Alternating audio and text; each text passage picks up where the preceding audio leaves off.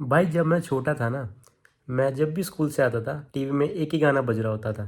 हम मोदी जी को हम मोदी जी को लाने वाले हैं, अच्छे दिन आने वाले हैं। भाई मैं इस गाने का इतना बड़ा फ़ैन हो गया था ना, और गाने से ज़्यादा मैं मोदी जी का बहुत बड़ा भक्त हो गया था।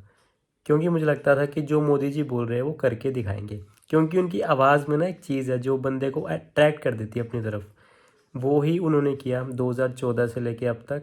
उनकी बोली की वजह से ही आज वो इतने छाए हुए हैं। उस टाइम लगता था कि हाँ यार, अब देश को एक ऐसा नेता मिल गया है जो देश में गरीबी हटाएगा, भ्रष्टाचार दूर करेगा। किसी को अपना काम करवाना हो तो वो बिना रिश्वत दिए अपना काम निकलवा सकता है। तो भाई 2014 में मोदी जी आ गए, 15 तक सब ठीक रहा, 16 में भाई नोटबंदी होगी। चलो हमने सोचा कि मोदी जी ब्लैक मनी को हटा रहे हैं, सफाई कर रहे हैं, तो करने दो, अच्छी बात है। चलो जी कोई बात नहीं। उसके बाद आ गया जीएसटी। तो चलो हमने सोचा कि मोदी जी सब कुछ ऑनलाइन कर रहे हैं ताकि कोई लफड़ा ना हो सके और कोई रिश्वत ना खा सके, सब काम आसानी से हो सके। चलो जी कोई बात नहीं। 2017 भी गया। तो भाई 18 में मैं दुकान जाने लग गया। तब तक सब कुछ सही चल रहा था, लेकिन जैसे ही मैं दुकान गया ना, पता लग गया बिज़नेस के क्या बुरे हाल है भाई। मोदी जी ने एक तो गरीबों को इतना टारगेट किया हुआ है, क्योंकि उनको पता है कि मेजोरिटी सेक्शन गरीब ही है। तो अगर वो गरीबों की विश पूरी कर देंगे, उनका कर्जा माफ़ कर देंगे, तो वो ही जीतेंगे। उनको मिडिल क्लास से क्या लेना। हाई क्लास तो वैसे ही उनके साथ बनी हुई है। तो मिडिल क्लास को इग्नोर करो और जो लोअर क्लास है उनकी हेल्प करते रहो। चलो जी कोई बात नहीं। मैं भाई दुकान में गया, जी लगा के काम किया। फिर 19 में भी मोदी जी आ गए। चलो कोई बात नहीं, एक और चांस दे देते मोदी जी को। तो 20 में भाई लॉकडाउन आ गया। मोदी जी ने सबसे बर्तन बजवा दिए भाई, घरों की लाइट बंद करा दी भाई, लॉकडाउन लगा दिया भाई। मोदी जी को क्या फ़र्क पड़ा? कुछ भी नहीं फ़र्क पड़ा। फ़र्क किसे पड़ा? हम जैसे लोगों को भाई। हमें अपनी दुकान खोलने के लिए भी चोरों की तरह घुसना पड़ा ताकि हमारे खर्चे निकल सके। लेकिन नहीं, जिनकी दुकानें किराए पे थी उन्होंने पूरा किराया भरा। चोरी चोरी छुपके छुपके छोटा छोटा धंधा किया ताकि किराया तो निकल सके। और जो नौकरों की तनख्वाह थी वो भी निकाली। अगर पकड़े जाते तो भाई सीधा जेल में डाल देते थे मोदी जी के मुलाजिम कह लो। चलो ये भी सहन कर लिया आपने, ठीक है। 21 आया, 22 आया, काफ़ी कुछ हुआ जो मैं इतना डिस्क्लोज़ नहीं कर सकता। लेकिन जो 24 आया ना भाई, एक ऐसा डिसीज़न आया कि भाई मिडिल क्लास तो बिल्कुल ही मतलब शौक में है इस टाइम। एमएसएमई। एमएसएमई का पहले रूल था कि जो मैन्युफैक्चर और सर्विस यूनिट होएगी ना, उनके पास एक एमएसएमई सर्टिफिकेट होना चाहिए ताकि उन्हें लोन आसानी से मिल सके और उन्हें काफ़ी सुविधाएं मिल सके। जैसे वो सरकार के अंतर्गत आ सके और उन्हें कोई मतलब एक्सप्लॉइट ना कर सके, वो सरकार की निगरानी में रहे। चलो जी कोई बात नहीं। फिर सरकार ने कहा कि चलो रिटेलर और होलसेलर को भी लाते हैं ताकि उनको भी लोन आसानी से मिल सके। चलो जी वो भी आ गए। फिर भाई मोदी जी का दिमाग घूमा और उन्होंने कहा कि अब भाई होलसेलर और ट्रेडर्स को पेमेंट सप्लाई मैन्युफैक्चरर्स को 15 दिन के अंदर अंदर करनी पड़ेगी। चलो फिर मोदी जी ने कहा कि थोड़ी सी आपको राहत देते हैं, 15 दिन रहने दो, 45 दिन कर लो, लेकिन रिटर्न में एग्रीमेंट होना चाहिए, रिटर्न में, लॉफुल पेपर में।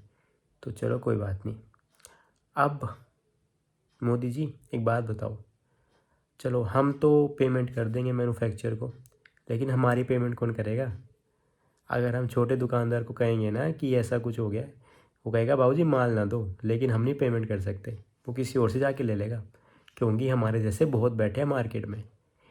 भाई मुझे तो पता है क्या लगता है सीरियसली यार, कि बीजेपी गवर्नमेंट ने ना सोच लिया है कि मिडिल क्लास को तो भाई ख़त्म ही कर देना है, इनको जड़ से उखाड़ के फेंक देना है। क्योंकि भाई एक तो ऑनलाइन बिजनेस ने काम बिल्कुल ख़त्म कर दिया है, और ऊपर से जो हमारा लॉ है ना भाई, इतना फास्ट है ना क्या बताऊँ। अगर चेक बाउंस हो जाए तो 3 साल बाद केस लगता है, इतने में वो बंदा मर ही जाता है भाई। अगर नहीं मरता तो अपनी ज़िंदगी आराम से जीता है, और जब केस की टाइम आता है तो भाई डेट पे डेट, डेट पे डेट। तो भाई अगर पेमेंट आपकी नहीं भी आए ना और आप पे चेक हो, तो खुश होने की कोई बात नहीं है, वो बहुत लंबा चलने वाला है। इसका सॉल्यूशन सिर्फ यही है कि उसके सामने गिड़गिड़ाओ कि भैया पेमेंट कर दो, मुझे ज़रूरत है, मेरे बच्चे सड़क पे आ जाएंगे, बस। इसका यही सॉल्यूशन है और आपकी कोई मदद नहीं कर सकता। अगर हाँ आपके पास बहुत पैसा है तो भाई आप कोर्ट में केस कर दो, केस जीत के तो पैसे मिल जाएंगे, नहीं तो भाई ख़त्म। लेकिन भाई हम जैसे लोग क्या करेंगे? बैंक का ब्याज लगता है भाई। 3 साल बाद अगर कोर्ट की सिर्फ एक केस की डेट आएगी तो हम तो भाई बैंक के ब्याज ही भरते रह जाएंगे और ऊपर से वकीलों की फ़ीस। चलो ये सब तो अलग बात है। अब यार पता है क्या होता है मोदी जी, हमारी ना सेटिंग होती है, किसी के साथ 50 दिन की, किसी के साथ 60 दिन की, किसी के साथ 90 दिन की। आप कैसे कह सकते हो कि 45 दिन में देना ही पड़ेगा? वरना इनकम टैक्स में कोई बेनिफिट नहीं मिलेगा, कोई डिडक्शन नहीं मिलेगी, इनकम में शो हो जाएगा, परचेज़ कम हो जाएगी, खर्चे कम हो जाएंगे। आप कौन होते हो यार कहने वाले? आपको हमारा घर चलाना है क्या? बेफालतू की आपने टेंशन दे दी हमें कि भैया अब, या तो थोड़ा पहले बताते 6-7 महीने पहले कि ये सीन होने वाला है तो हम अपनी परचेज़ देख के करते। नहीं, आपने तो बोल दिया भाई कि 1 अप्रैल 2023 से लागू है, अब जो मर्ज़ी करो, आपकी दिक्कत। अब किसी को 30 लाख रुपए आउटस्टैंडिंग खड़े हैं तो एकदम से कहाँ से लाएंगे हम? एक तो बैंक हमें टाइम पे लोन नहीं देता, इतनी डिटेल मांगता है कि जितना तो भगवान नहीं मांगेगा हमसे ऊपर जाके कि ये तुमने ये क्राइम क्यों किया। इनकम टैक्स लाओ, पहले ITR लाओ, बैलेंस शीट लाओ, उद्यम लाओ, फलाना सर्टिफिकेट लाओ, अपनी फ़ोटो लाओ, पैन कार्ड, आधार कार्ड, कंसोलिडेटेड स्टेटमेंट। उतने में तो भाई आपका पूरा मार्च चल जाएगा। और अगर 45 दिन में पेमेंट नहीं करी, 46 दिन भी करी, तो 1 दिन का ब्याज अलग से लगेगा, वो भी बैंक के रेट पे। और हाँ सबसे बड़ी बात, हमें भैया कैश के रेट पे नहीं माल मिलता, हमें ब्याज लग के ही माल मिलता है। मैन्युफैक्चरर ना अपना पूरा ब्याज ला के हमें माल देता है, क्योंकि उसे पता है कि पैसे 50 दिन में आने हैं, 60 दिन में आने हैं। और ऊपर से आपने अगर 45 दिन में पेमेंट नहीं आई तो उसका अलग से ब्याज जोड़ दिया। भाई फिर तो एक काम करो ना, सिंपल सी भाषा में बोल दो कि भाई तुम्हें जीना अलाउड नहीं है, तुम जहर खा लो, ख़त्म करो बात। यार हद होती है यार किस चीज़ की। अगर हमारी सेटिंग है 45 दिन, 50 दिन, 60 दिन, तो भाई क्यों? अगर चलो माना आपने किया तो किया, तो भाई सबके साथ करो ना। हमें भी तो पेमेंट आनी चाहिए। हमारे भी छोटे दुकानदारों को बोलो कि उन्हें पेमेंट करनी पड़ेगी, वरना ये सब मिलेगा। रिटेलर को बोलो जाके।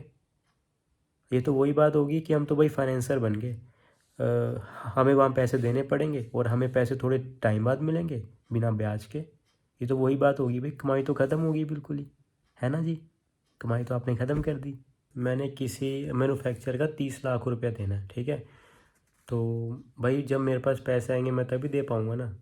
अब मैं कितना ही लोन लेके, कर्ज़ा लेके दूसरों की पेमेंटें करता फिरूँगा और उसका ब्याज कैसे भरूँगा भाई? जब मेरे पैसे ही नहीं आएंगे एक्चुअल में, तो ब्याज के पैसे कैसे आएंगे? एज अ रिज़ल्ट डाउनफॉल आएगा ही। तो भाई मैं तो देखो पे नहीं कर पाऊँगा, तो इसका रिज़ल्ट होएगा कि मेरी इनकम में 10 लाख रुपए एक्स्ट्रा शो होंगे, सॉरी 30 लाख रुपए एक्स्ट्रा शो होंगे, जिसका टैक्स बनेगा 10 लाख रुपए, मतलब 30% के हिसाब से 10 लाख रुपए। क्या रूल निकाला है यार सरकार ने भाई। इसमें मैन्युफैक्चर कोई खुश होने की बात नहीं है।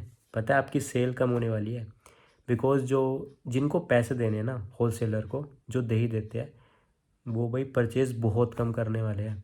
बिकॉज़ उनको डर रहा है। सपोज़ करो आपके पास जेब में 5 रुपये है, ठीक है, और दुकानदार बोले कि भैया पैसे तो सामान ले जाओ वरना रहने दो, तो आप सोच समझ के सामान लोगे ना। लेकिन अगर दुकानदार बोले कि भैया सामान ले जाओ, पैसे आराम से दे देना, महीने बाद दे देना, तो आप सामान ज़्यादा खरीदोगे ना? ऑब्वियसली हाँ। तो भाई मैन्युफैक्चर आपकी भी सेल कम होने वाली है। होलसेलर को तो नुकसान है ही है, क्योंकि उसके पैसे आने नहीं है और उसको आगे देने पड़ेंगे, तो वो भी देख के ही सामान लेगा अब। और रिटेलर के तो भाई कोई नुकसान ही नहीं है भाई, रिटेलर को कोई नुकसान नहीं है।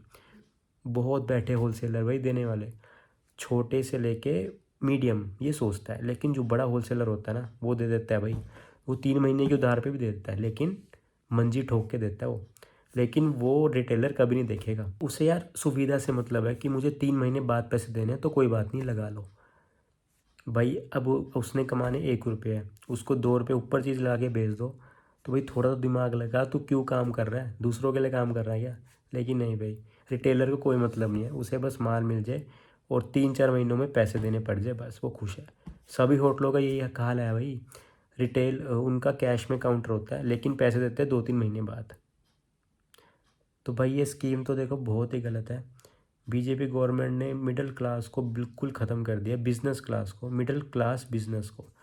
बाकी किसी का इतना कुछ फ़र्क नहीं पड़ा, लेकिन जो बिजनेसमैन है यार वो ख़त्म होते जा रहा है। एक तो कंपटीशन इतने ज़्यादा बढ़ गया, ऑनलाइन ले लो या ये स्टार्टअप्स ले लो। स्टार्टअप्स की सबसे बड़ी बात तो इनके आईपीओ आ जाते हैं। जो कंपनी सबसे ज़्यादा लॉस में है ना, उसका तक आईपीओ आ जाता है, लिस्ट हो जाता है। क्यों भाई? लॉस पूरा करना है, जनता का पैसा डूबे, हमें क्या लेना। लेकिन जो मीडियम बिजनेसमैन है ना, जिसकी 20 साल पुरानी दुकान है, उसे लोन नहीं मिल सकता। लेकिन जो नए नए स्टार्टअप है ना, जो बिल्कुल लॉस में है, उसके चर्चे है भाई। ये रियलिटी है हमारे बिज़नेस की आज की डेट में।